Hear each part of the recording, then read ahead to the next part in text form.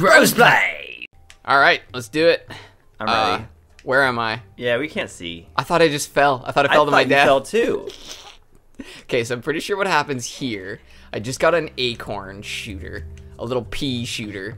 Acorn shooter is like an insult for a bad weapon. What is this, a fucking acorn shooter? Yeah, it's an acorn shooter. And I guess I gotta shoot...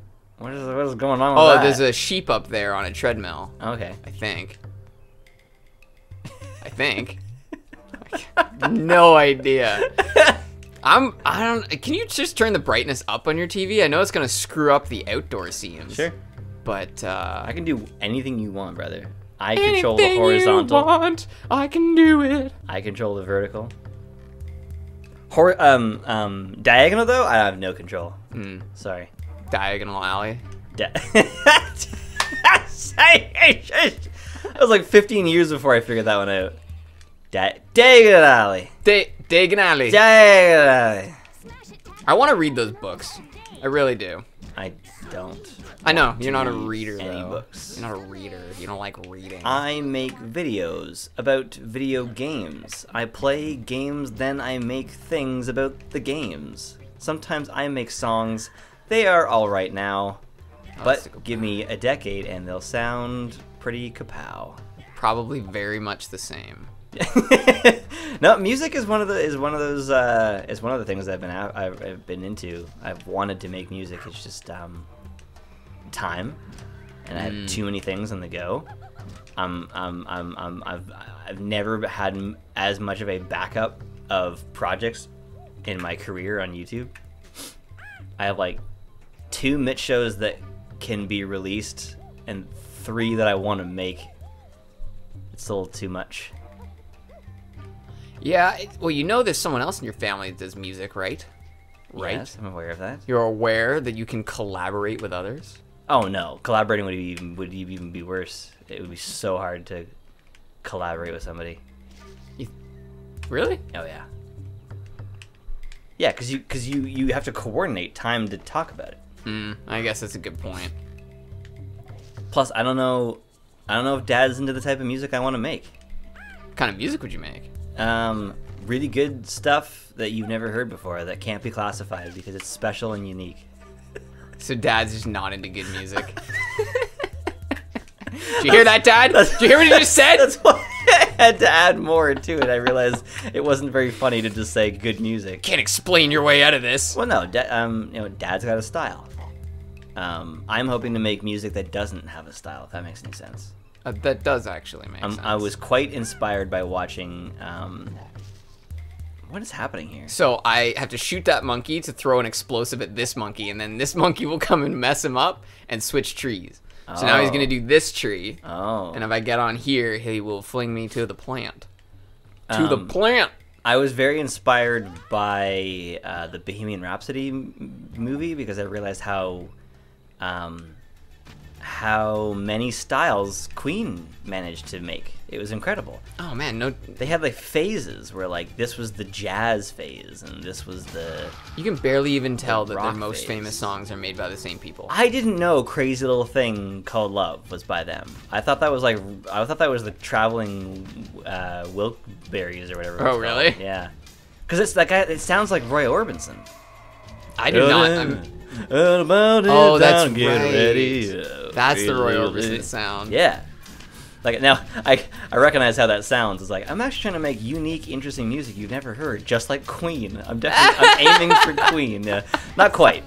Oh, that is just funny though when you put it in that sense. Although I never considered the piano until I watched that movie. What an interesting element you can add. Like, Don't Stop Me Now. Oh my god. Is great on its own. Oh no. You add that piano that. Yeah, it works so well for it, and especially the beginning, which is like tonight. Do. Well, what's interesting about the piano is it's one of the few musical instruments that I feel works really, really well with quiet and slow sounds. Like a guitar, yes, you can definitely do a slow guitar intro. Yep. But I find that the piano is well suited for that. For that ding ding ding ding, like the little tiny noises. It's beautiful, man. And then when you listen to there's a guy who will go and set up a piano outside and live stream himself as I will play whatever song. He often plays Queen songs until somebody stops me. And I thought that meant stop me now. I'm pretty sure it was. I play "Don't Stop Me Now" until somebody stops me. But I'm expecting like a security guard. What he actually means is he wants somebody who lives nearby him, who watches his stream, to come and find him.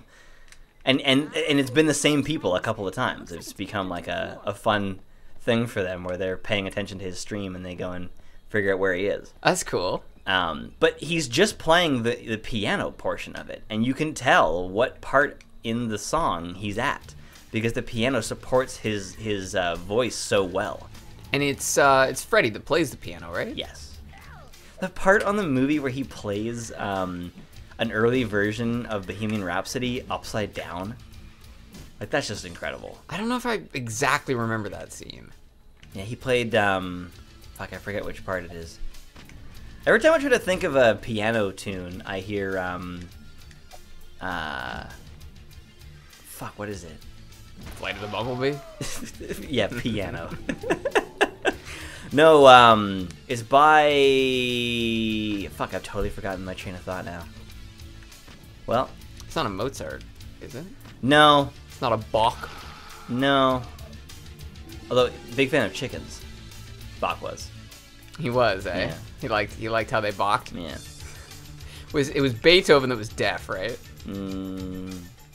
Yeah, because Family Guy has that joke. Da, da, da, da, da, da, da, da. Yeah, they're gonna love this. That's an incredible example of how important musical theory can be. That someone without the ability to hear knows what something sounds like, knows how it fits. It's like a blind man using directing theory to direct a movie. Whoa. Which I don't know. I don't know if that could work. Well, you know what? It can. Because you usually have the DP or director of photography is usually a separate person, which is the guy or girl who decides where the shot should take place, where it should begin and end, how the characters enter the screen. It's usually up to an individual, not the director. And the director works closely with them, but the DP is the one who does the work on it, right? Yeah, the DP does all the work. So you could actually direct as long as your DP... I mean, you'd have to have a lot more help than a director normally has, right? Well, that happens a lot when people act in a movie they're directing, though, right? Yes. Or do you get a stand-in director as well? Well, you might have that. You also get a stand-in that looks just like you, so you can tell what the lighting looks like. In fact, that actually happens. You can jump, eh? And I can also swing back and forth to get those. That happens like they'll with somebody who's expensive, like Brad Pitt or whatever. They'll just got a guy who kind of looks like him, and he's a stand-in for the lighting, so they can figure out what part of his face is going to have this light. And then they'll bring Brad Pitt in when everything's ready. Mm-hmm. Yeah, that way you're not wasting his time. Blocking is the film expression for your camera in relation to where the characters are on screen. And it's a surprisingly difficult task because you want to get as much information or effective information into one frame, right? Or the frame. Otherwise, you end up with these constant, like, ADHD edits where things are just constantly snapping around because you didn't care about whether the characters were in the same shot. Oh, okay. There's a great director, and I forget where he's from, but he it's not that he doesn't make English films, but he does ensemble casting or blocking, whatever you want to call it, where he tries to get as many people on screen at once and have the camera not move very much at all, or if it does, very slowly. So he sort of treats every shot like a play, trying to get as many people on the screen as possible so that you don't have to keep cutting around and making sure that you understand the camera's relation to each character and where they are in the room. he'll have a room where he'll have a scene where characters are at a bar and all of them are in the shot. It's actually well, I mean, how many characters are you talking about? Like 5, 6. Okay. It's not easy. Yeah, no. You really have to set up your shot correctly. You have to figure out the proper size of the tables and where the characters are going to sit so that it makes sense. There's a great shot he has, and I wish I remembered his name, but it's this continuous shot of these dudes at a club, and there's a guy in the background with his legs like up in the air, like over the back of the seat. And so there's several stories happening at once while the camera is slowly panning or moving in. I forget what that's called. The tracking in? Truck forward. Trucking forward? Yeah. So it's slowly trucking forward. The guy in the background's doing something. The guys in the front are talking to each other. There's a guy at the seat who's like passed out.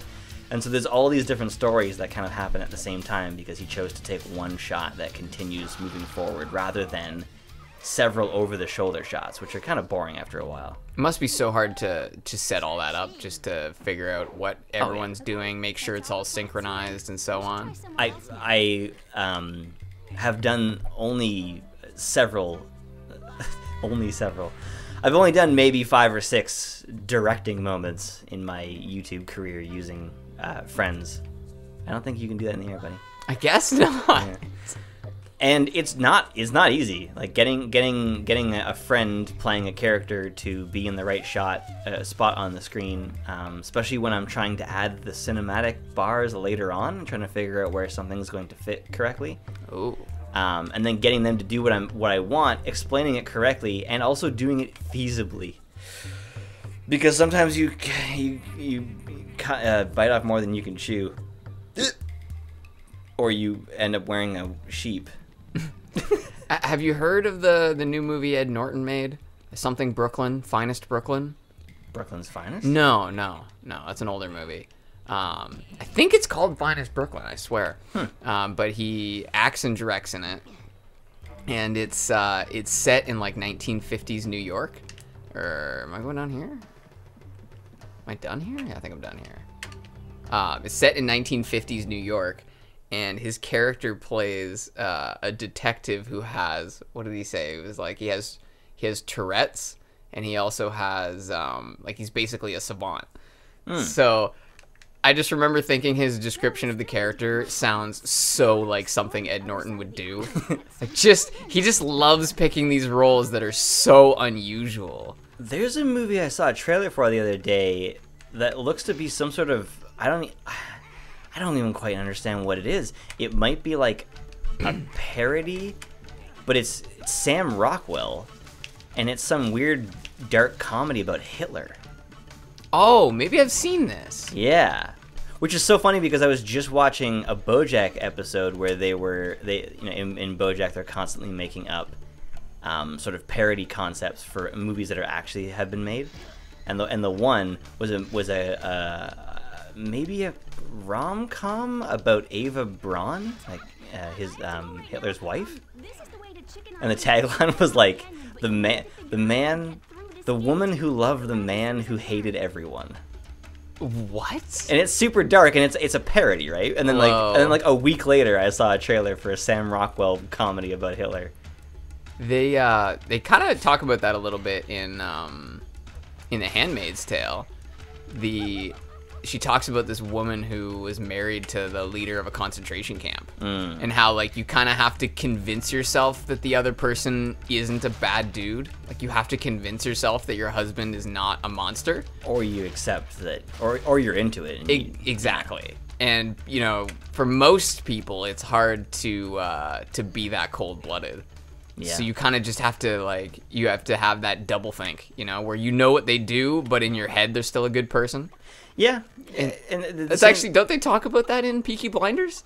There's that scene where he murders a guy, and he's like literally talking to the corpse of the guy he just killed, and he's like, "I'm a good person in my heart. Yes, it's my hands that do the devil's work." Exactly. Yeah, that was a dark scene. Arthur is a caveman. Oh my god, he's beautiful.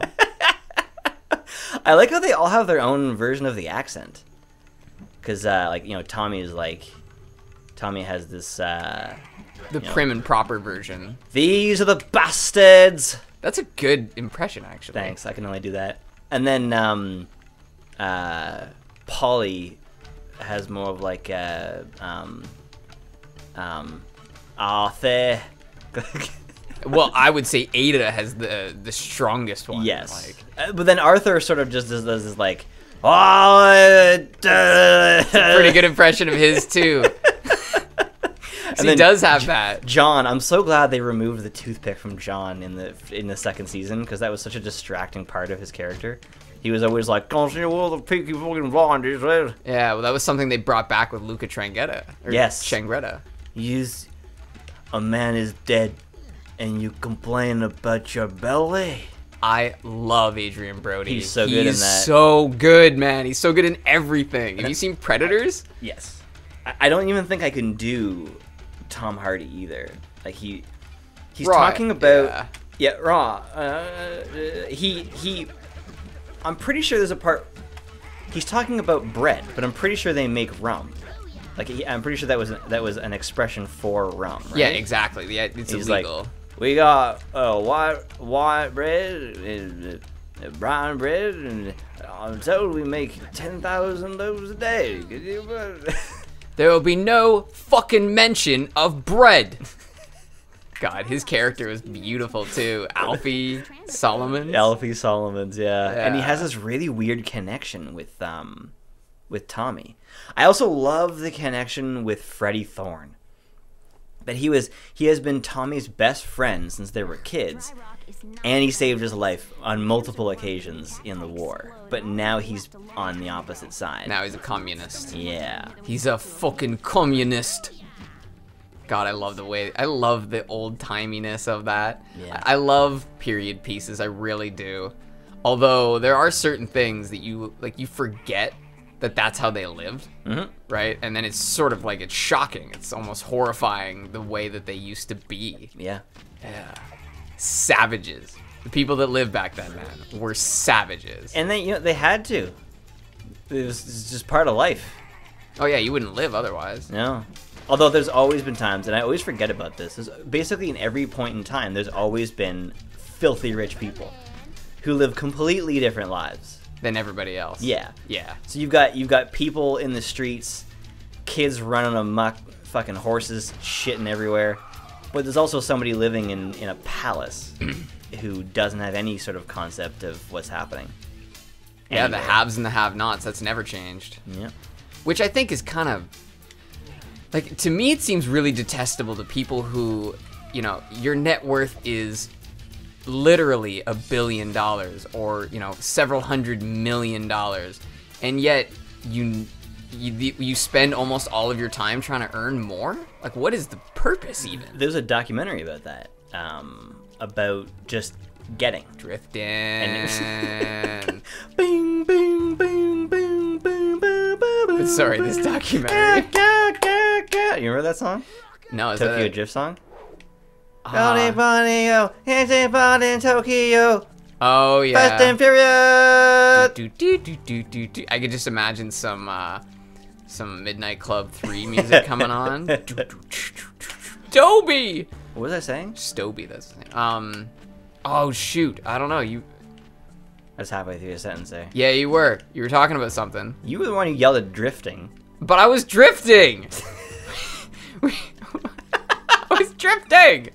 It was what were we talking? We were talking about the filthy people, Peaky Blinders. Oh, you're talking about this documentary, but the getting. Oh yes, it just never ends. Like the pursuing of stuff, of getting stuff. You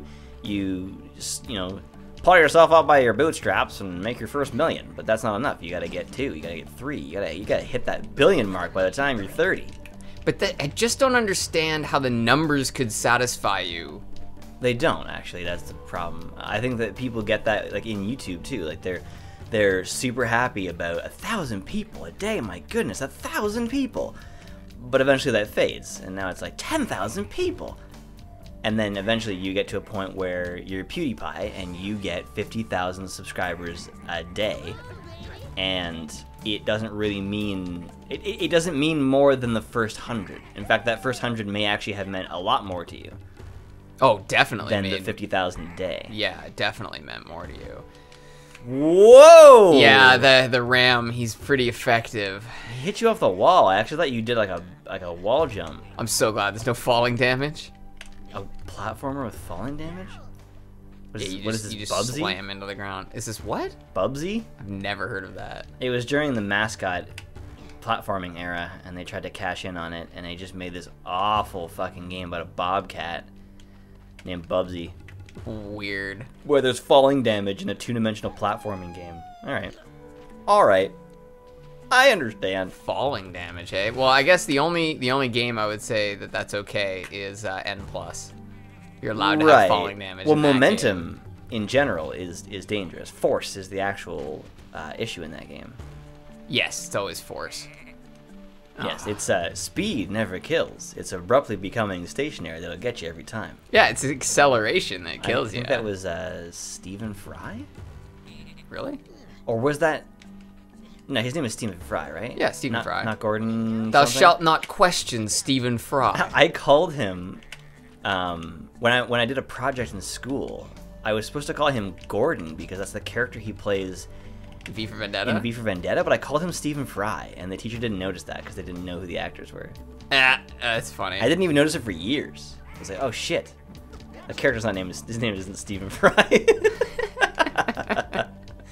Oh man, yeah. It's that's another good one where it really has a look at what type of situations we see in society, but sort of exaggerated. Well, out to this fictional future. That's more in the direction of fascism. What they have. 100%. Like the people for the people for the state. Yeah, what a fantastic storyline though. Ah. Such a great movie. V for Vendetta is still, I would say V for Vendetta and Pulp Fiction are two that may not be the best movie ever, but they will always be in the conversation as far as I'm concerned. Boondock Saints. Ooh. Boondock Saints okay. has a weird amateur charm. I was just sort of examining the bar scene. Amateur. And the characters in the background, like the dudes that are just hanging out with them in the bar, I don't think they're actors.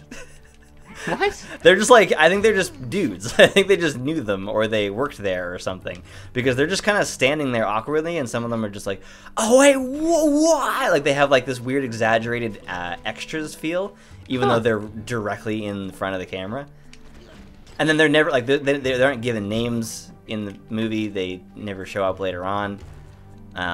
There's just sort of this awkwardness to the scene that makes it feel like an actual confrontational scene. Yeah. And that's when the guys come in there, right? Yes, and you're just like, this is not a joke. You will be leaving now. Oh my god, I forgot about those Russian cats. Yeah, there's a bit of a joke in that scene, because you know how they keep stopping the footage to put words in the screen? It's like Rocco Della whatever numbers runner. Yeah.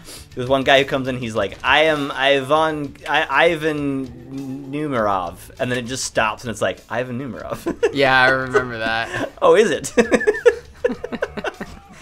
That's not his name. You can already not correct me on that. His name is Ivan. I remember that part. Ivan. Yeah, I love Greenlee. He may be one of my favorite aspects to that story, because first of all, the serial crusher theory I thought was the most likely theory. So you got this really huge fucking guy. Aw, stiff as a board. Stuck in a nightmare of being whipped. But what I thought was really awesome about that scene was that it felt like, so this like lip thing here is now fucking me up. That's why I couldn't figure out how far he was attacking. I like that what actually occurred was even more ridiculous than the serial crusher idea. Yes. Like the idea that a dude fell from the roof with a toilet in his hand. Yep. It's so ridiculous. It killed a guy. Or two guys. Yeah, they're both dead. I love the scene where I actually don't know their names. What are the brothers' names? Their actual names in the show? In the show. I don't even know their names. Maybe it's not important. Yeah, I wouldn't know their names either. I just love it when Sean Patrick Flannery is so, he's so distraught over the idea of his brother being marched off to his death that he pulls a toilet out of the fucking ground. Yeah. And there's just blood all over his wrists from the cuffs. It's pretty funny how they just don't think anything is going to happen. They beat up mafia guys, and they're like, well, time to go back to where everyone knows we live. Yeah, and they're not even, like, organized crime guys themselves. No. I assumed, when I started watching that movie, I was like, oh, these guys must be part of the Irish Mafia. Well, like, yeah, that's why they're so bold. They're connected, right? They don't think anyone's going to come after them. But no, they just know a guy who's in the mafia. And who's that, Rocco? Yeah, and he's a numbers runner. He's not even Yeah, he's not even out. really big in there. That's actually a point of the movie where they're like, they sent him into a room with 9 guys with a 6-shooter. They're like, what were you gonna fucking do, Rocco? Well, he said something like throw a biscuit at them or throw some bread at them or something. Yeah. Yeah, oh my god. That's such a great scene. I love the framing device for that movie is so strange. The way that every scene precedes the scene it led to, and then there's a weird fade to the actual thing that happened. So Willem Dafoe comes in to have his theory on how things happened, and then it fades to black, and then we find out what actually happened. So the whole movie is taking place in reverse, right up until the very last scene. Because the courtroom scene happens real time. It doesn't happen. Yeah, that's true. And that's supposed to be almost like, that's like a finale. Right. Like that's the story's is basically over at that point. That's sort of to me feels like almost an intro to the next one. You people have been chosen to reveal our existence to the world. Oh my god, what's his name? Bring us not your second... Billy Connell. Billy Connell. What if it was just one dude with 6 guns? And it actually is one dude with 6 guns. That's the best line in the whole movie. So you're telling me it was actually one guy with 6 guns? He's like, Greenlee's gonna have a field day. I love the consistent thing about Greenlee getting him coffee. Because I think it's in the second scene where like he's already established that Greenlee's a bit of a goofball. So he's like, I like mine with cream and sugar. And then the second time, he has this dumb theory, and he just looks at Greenlee, and he's like, Greenlee, I'm interested in a bagel. Yeah, I ain't getting him no fucking bagel. There's so many great lines in that movie that are just so like Rocco after he kills the cat and the chick comes back looking for it and he's just like, shut the fuck up, I can't go buy a pack of smokes without meeting 10 guys you fucked. Like, just so not necessary. He hesitates, but he emphasizes that part so well. Yeah. I can't buy a pack of smokes without running into 10 guys you've fucked. And his hair is all over his face. So he's like trying to get it out of his eyes. What's the cat's fucking name? Tell me that. If you could tell me that cat's fucking name, I will blow my brains out right in front of you. There's so much chaos in that movie. Oh, that scene is hilarious, though. Like, it's the scene where he kills the cat accidentally. Oh my god. Because it's so fucked up. The music cuts the second that the gun goes off. Everybody freaks out. I kept thinking this in the movie because I'm fairly familiar with like movie production stuff, and you usually want to create a scene that you can consistently do without the actors getting hurt, right? Which is why a lot of movies end up feeling a little stale sometimes, because everything lined up absolutely perfectly. In this movie, there's a lot of scenes where characters feel like they're actually jumping on top of each other and falling over things, and that they might have actually got hurt. And in that scene, one of them jumps back on their chair, and it actually looked like it was actually like a relatively dangerous scene to film, because one of them's like falling backwards. Look at the cave paintings. It's telling them that you can jump on it. Oh my It's god. you, and it's you swinging. That's amazing, actually. Yeah. That's pretty cool. Yeah. Yeah, that I originally thought that scene, I thought it was like a jar of tomato sauce, because it doesn't look like blood at first. It explodes. Yeah, oh god, it explodes big time. That was it? You had to just run up here? Well, no, I had to take the thing out of his mouth, and I forgot to do it before I fell down. Hey, first I take the thing, and then I put the thing. Alright, thanks for joining us. Wow, look at that. Yeah, look at that. Synchronicity.